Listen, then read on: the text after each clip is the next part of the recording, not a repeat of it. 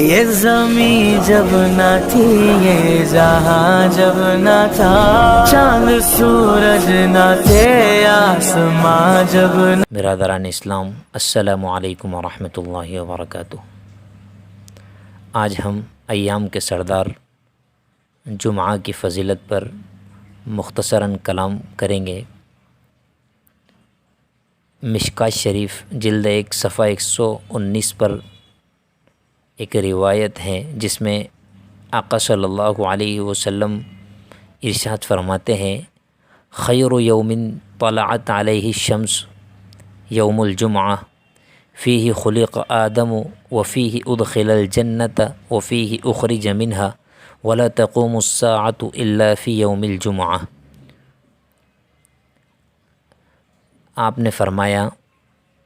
سورج جن دنوں پر طلوع ہوتا ہے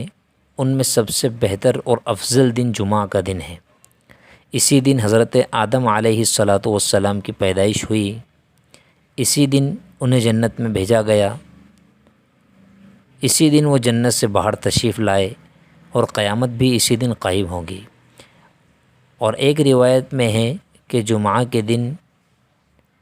ہی پہلا اور دوسرا سور پھونکا جائے گا۔ نیز یہ بھی فرمایا گیا ہے کہ جمعہ کا دن اللہ کے نزدیک عید الفطر اور عید الاضحیٰ سے بھی بڑھ کر ہے۔ جمعہ کے دن اللہ تعالیٰ نے ایک ایسی ساعت امت محمدیہ کو عطا فرمائی ہے کہ اس ساعت میں اللہ تعالیٰ سے جو بھی دعا مانگی جائے وہ یقیناً قبول ہوتی ہے۔ حضرت ابو ہریرہ رضی اللہ تعالیٰ عنہ کی روایت ہے کہ حضرت صلی اللہ علیہ وسلم نے ارشاد فرمایا: ان فی الجمعۃ لساعة لا یوافقها عبد مسلم یسأل اللہ تعالی فیہا خیرا الا اعطاہ ایاہ۔ جمعہ کے دن ایک ایسی ساعت ہے کہ جس میں کوئی بھی مسلمان اللہ تعالیٰ سے جو بھلائی مانگے گا تو اللہ تعالیٰ اسے ضرور اس خیر سے سرفراز فرماتے ہیں۔ جمعہ کے دن قبولیت کی گھڑی تو اللہ تعالیٰ نے مخفی رکھی ہے تاکہ لوگ زیادہ سے زیادہ عبادت میں مشغول رہے، لیکن بعض احادیث میں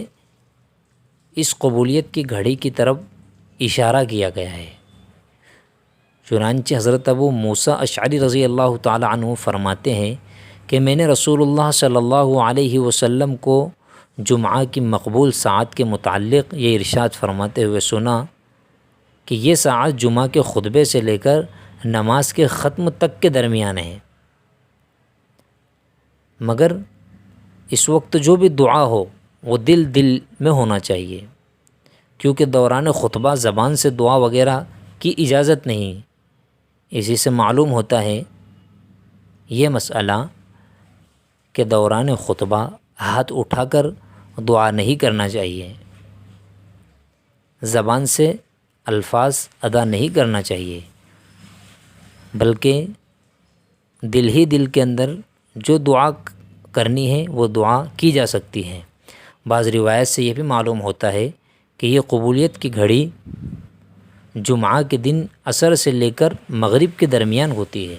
چنانچہ حضرت انس رضی اللہ تعالی عنہ جو کہ خادم رسول ہیں، وہ ارشاد فرماتے ہیں کہ آقا صلی اللہ علیہ وسلم نے ارشاد فرمایا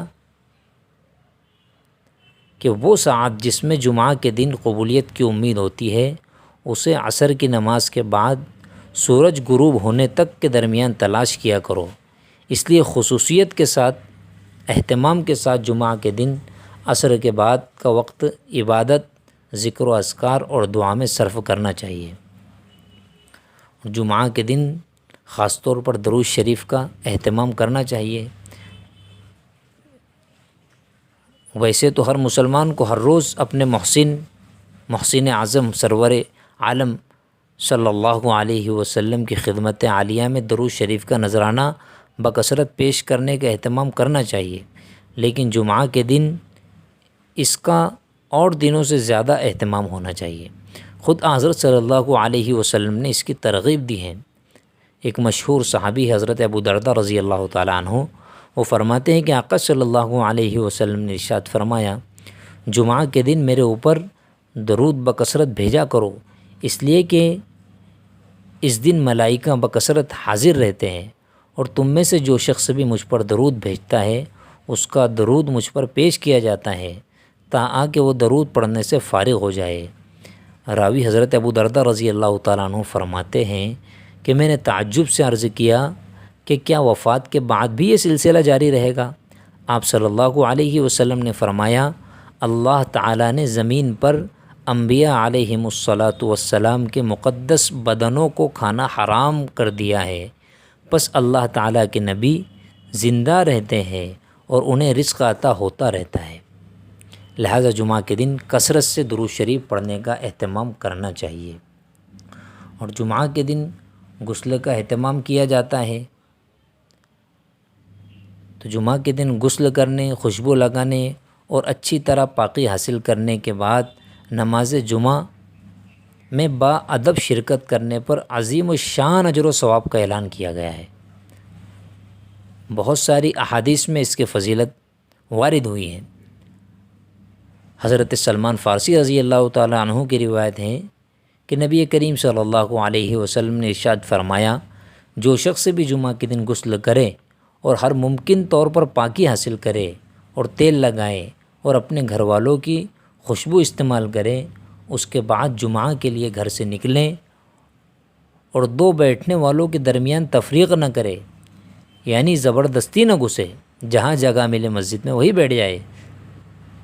پھر جو مقدر ہو نماز پڑھے اور جب امام خطبہ دے تو خاموش رہے، تو یقیناً اس کے اگلے جمعہ تک کے سارے صغیرہ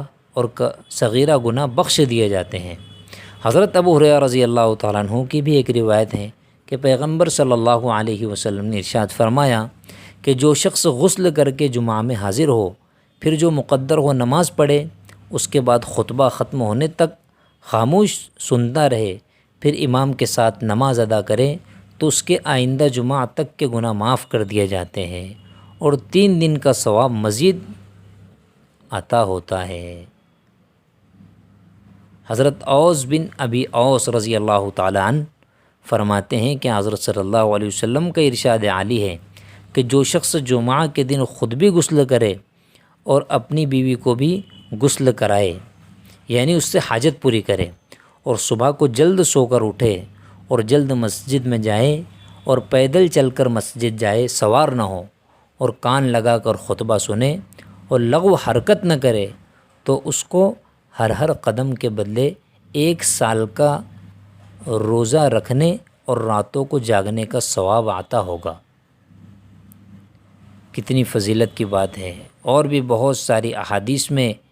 آقا صلی اللہ علیہ وسلم نے جمعہ کی فضیلت بیان فرمائی ہے۔ ابو امامہ رضی اللہ تعالیٰ عنہ کی بھی ایک روایت موجود ہے کہ آقا صلی اللہ علیہ وسلم نے ارشاد فرمایا کہ جمعہ کے دن غسل کرنا گناہوں کو بالوں کی جڑوں تک سے اچھی طرح کھینچ لیتا ہے۔ خادم رسول حضرت انس رضی اللہ تعالیٰ عنہ کی بھی روایت ہے کہ حضرت صلی اللہ علیہ وسلم نے ارشاد فرمایا کہ جمعہ کی رات اور دن میں 24 گھنٹے ہوتے ہیں، ان میں سے کوئی گھنٹہ ایسا نہیں جاتا جس میں اللہ تعالیٰ کی طرف سے 6 لاکھ جہنم کے مستحق لوگ جہنم سے آزاد نہ کیے جاتے ہو، یعنی ہر گھنٹے میں 6 لاکھ لوگوں کو جہنم سے آزاد کیا جاتا ہے۔ اتنی بشارتیں جمعہ کے دن کے متعلق احادیث کے اندر آئی ہے، اس کے باوجود بہت بڑا طبقہ امت کا جمعہ کے دن لاپرواہی برت رہا ہے، اعمال کی طرف راغب نہیں ہوتا۔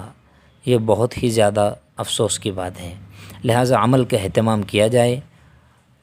اتنی عظیم الشان بشارتوں کے باوجود اگر کوئی شخص جمعہ کا اہتمام نہ کرے، معمولی سی مشغولیت کی وجہ سے جمعہ کی نماز ہی کو چھوڑ دے، کاروبار میں لگا رہے یا کھیت میں وقت گزارے یا اپنے کاروبار میں لگا رہے، تو اس سے بڑا محروم کوئی نہیں ہو سکتا۔ اس لیے ہر مسلمان کو جمعہ کی قدر کرنی چاہیے اور اس کا اہتمام کرنا ضروری ہے۔ اللہ ہم سب کو عمل کی توفیق عطا فرمائے، آمین۔